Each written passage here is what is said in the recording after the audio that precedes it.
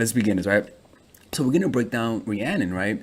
And I made a Rhiannon video many years ago, right? But I want to make it again. And the reason why is because I want to show you guys what makes her so authentic. Because I hear a lot of rappers talk about Rihanna, right? They always talk about her. She's nice, how she's different. And then like if you're with Rihanna, you won. You know, Charlamagne talks a lot about that. And so I want to show you guys what makes her unique and how you could incorporate it. And I don't want you guys to be Rihanna. I don't want you, some of you motherfuckers are not from Barbados, all right? What I want you to inhabit is her spirit, right? Not what she's doing, her spirit, her openness, all right? So I'm going to tell you why that is and how you guys can incorporate it in your lives, all right? So let's begin this. Rider that you have to have in the dressing room when she's here. Regular Cheetos, hot Cheetos, Golden Grahams cereal, Oreos, cup of noodles, red and white wine. First things first, don't take yourself seriously, ladies, all right? So if you notice that you get offended easily, that's the first sign that you're not taking yourself that you're taking yourself seriously. The first step is to let go of your ego. It's easier said than done, but look for you want to be able to laugh at yourself. If you can't laugh at yourself, then you're never going to embrace your masculine side. Because the key to Rihanna is that she embraces her feminine and masculine with a masculine undertone. She embraces it. And how does she do that? Does that? Well, first things first, she has a child. She has a part of her character that's almost like a child, right? So you want to have like almost like a part of your character, almost like a child, right? For example, let's just watch. Vodka, soda, frappuccinos, garlic olives. I'm gonna try some of this. See that? Right? Playful. Like, like the playful side, right? And I can get really carried away when it comes to that. Like, And you wanna know why it works for her? Because her predominant character in person is this. The serious side, right? And then sometimes her goofy side comes out, right? So it's good if you have a serious side, have a goofy side, or better yet, don't hide your goofy side because it's there, right?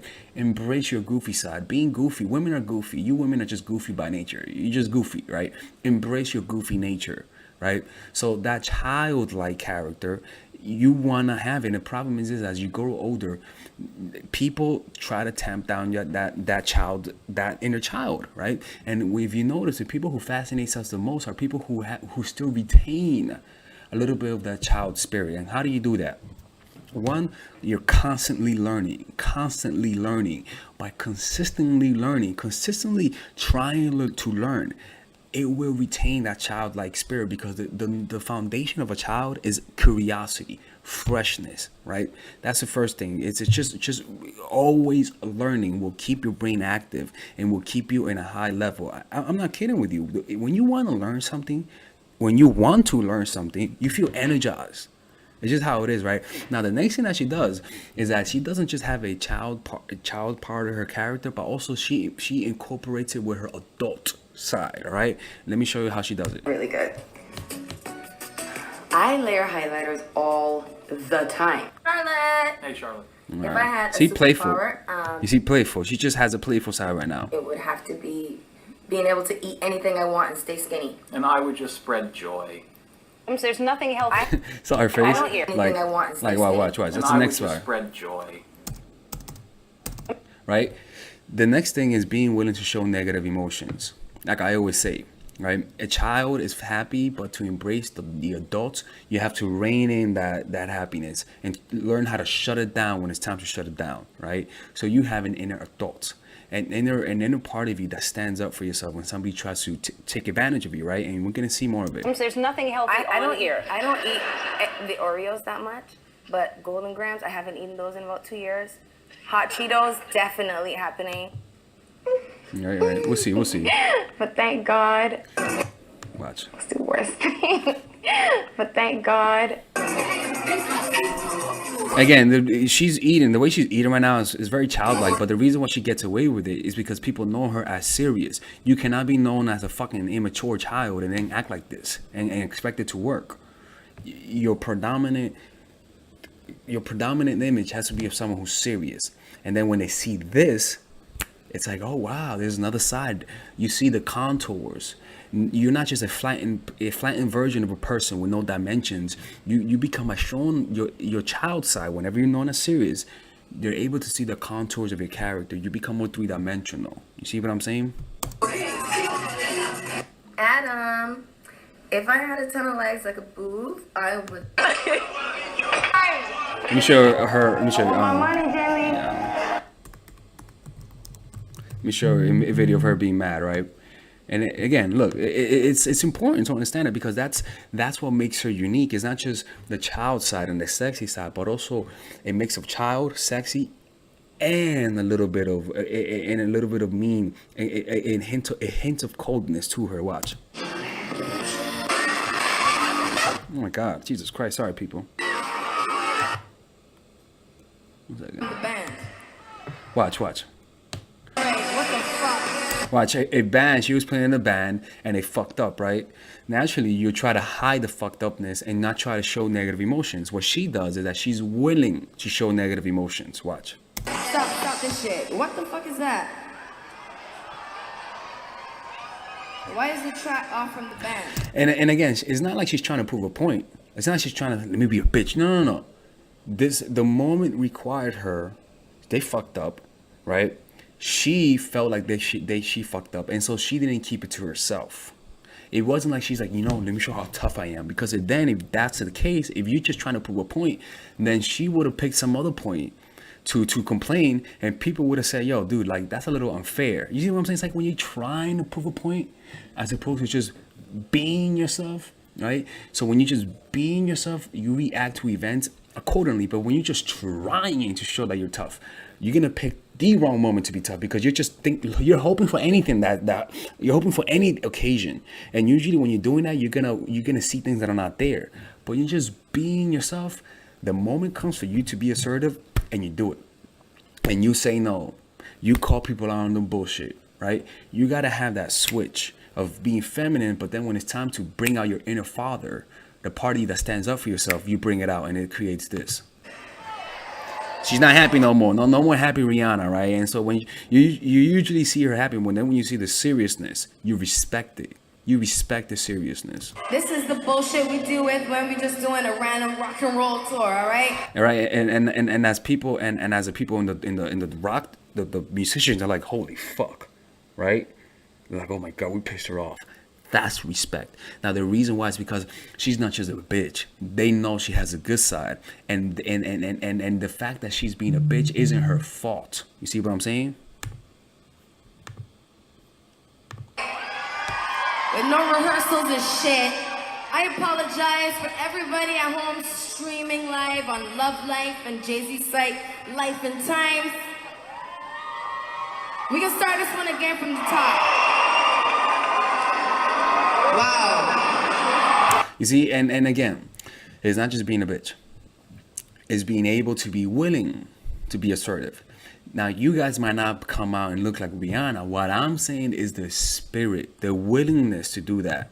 The willingness to switch it off from being super nice, right? To all right, fuck that shit. No more be nice. And the key is to not try to show that you're tough. Just react to the situation. Like, there are moments when it's obvious it's time for you to stand up for yourself. But if your mindset is in, let me be tough for the sake of showing it, then you're gonna pick the worst moment, the moment where you're the one that's wrong. And I'm telling you, that's just what happens, right? That's why you have a lot of feminists who like those feminist shows about like Wonder Woman, remember that Wonder Woman show? And she's like, they're like, oh, don't you have a cape for Superwoman? Right? And she says, a woman could wear it better, some shit like that. And I'm like, clearly they said that just to say that line. It wasn't like an organic part of their character. They were like, we need to say that line. And when they say it, it just feels incongruent. So it's kind of like, if you feel like it's time to be assertive, do it. So how do you do that? Be slow. From time to time, learn to say no to small things in your life. Little moments when you usually say nothing, say no. And slowly build up that muscle of assertiveness, right? Say no to this, Say no to that. You don't have to say no to the big things. You're not ready yet. You know, you want to start slow so you can manage the consequences of saying no in a slow way, but don't start with the high thing. Start slowly being assertive in small areas. You know, you see a little dog, tell it to get the fuck out the way, right? You see a little kid looking at you, you go like that. No, I'm kidding. No. What I'm saying is that you slowly start being assertive, right? You don't want to be assertive just off the bat, because then you're going to be assertive with the wrong things and in the wrong moment. That's when keeping it real goes wrong. You want to be assertive with some consciousness. And the problem is that when you're doing this, you're nervous. So you might pick the wrong moment. So go start slow with the people in your life. This moment here, this moment there, and things will add up. But I'm telling you, what makes Rihanna unique, man, is that one, she has embraced her inner child. Right? And the way you do that is you just get back to what you find your purpose. Get back to your purpose. Start learning. Find things to become curious about. I can promise you, your inner child will come out.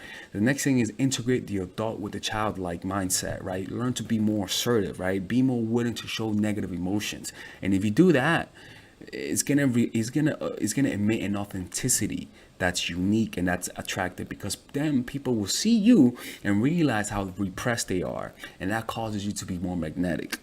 All right, ladies and gentlemen, if you guys ever want to learn how to use your feminine energy to influence people, learn how to use your masculine energy to become more assertive, and also learn how to blend both energies to improve your dating life, your spiritual life, honestly, your relationship life, your family life, your career life, this is the course for you. If I had to make a course for my nieces, I have two nieces, one is 19 and one is 15.